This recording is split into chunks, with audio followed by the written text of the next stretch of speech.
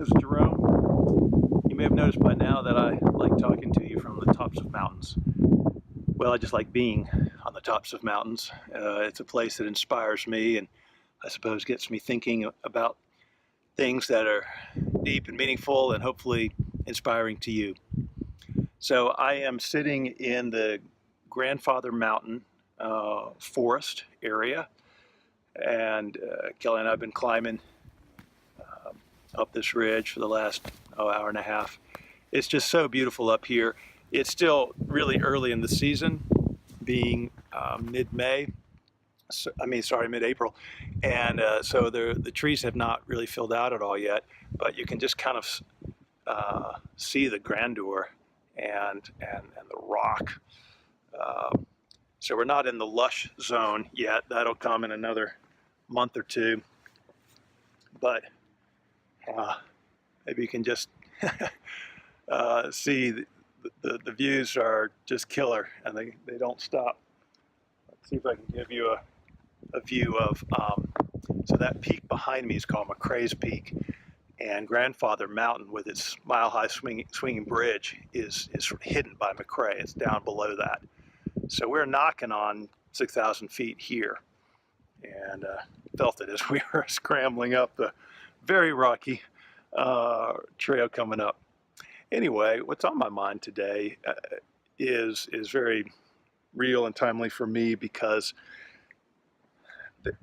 Kelly and I are going to look at a house that we might buy later this evening, and it's just sort of activated what we've come to call, and what lots of contemplatives call, the inner observer, where you learn how to pay attention to what's going on inside of you, pay attention to what you're thinking and feeling, and not just be sort of at its mercy. So you can notice what's there, and even notice sort of your personal defaults to how you react to things and how you try to defend yourself around things. So I'll get very real here. I have a tendency to get anxious about situations that I'm not sure that I can control, and there's so many things I can't control, right? And when you're looking at a house, especially one that's for sale by owner, I find myself wondering, gosh, are we getting the real scoop, and do I need to do more research? And those things are really good, but there can be sort of this scrambling, this internal scrambling to secure myself by trying to know everything.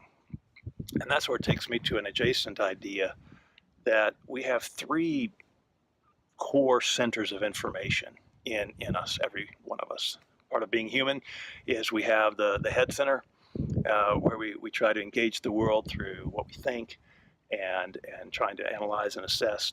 We've got the heart center, and that, of course, relates to the feelings and the emotions, the things that don't necessarily lodge up here, but this is another whole information center that gives us priceless feedback and information about all kinds of situations, about whether to climb up this rock or whether to buy a house, or, our feelings tell us valuable things. And then there's the third center, is the body center, and that's perhaps the one we're a little bit less familiar with in our culture. But our bodies know things and tell us things constantly. And some of us are really attuned to those sort of instinctive gut feelings about things that seem to come not from the affective side or the intellectual side. It's something more primal than that.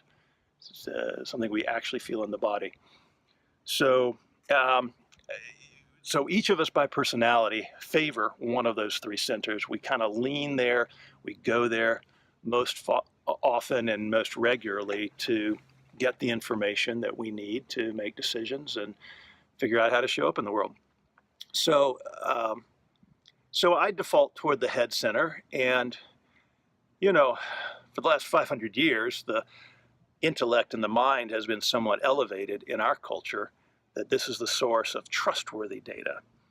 And yes and no. Sometimes it's trustworthy, sometimes it's not at all. Which is why God gave us three different sources of information. feel like the Holy Spirit's always speaking to us through these different ways, these different methods. And so part of our job as people and as leaders is to tune into that and learn how to cultivate all three centers so we're getting all the information that we need in order to really best understand what's going on in our world. So, so you know, so yeah, the head center, which is my tendency, helps me be strategic, helps me be analytical, but it also I can get caught in my head where things just sort of churn on an endless loop, and it can be a source of anxiety. So that's where I have to show up in my inner observer and notice, okay, that's what's happening. You're just kind of getting anxious here.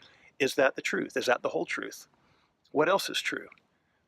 What does your heart have to say about this? And so Kelly and I have been talking about it when we go to see this house tonight.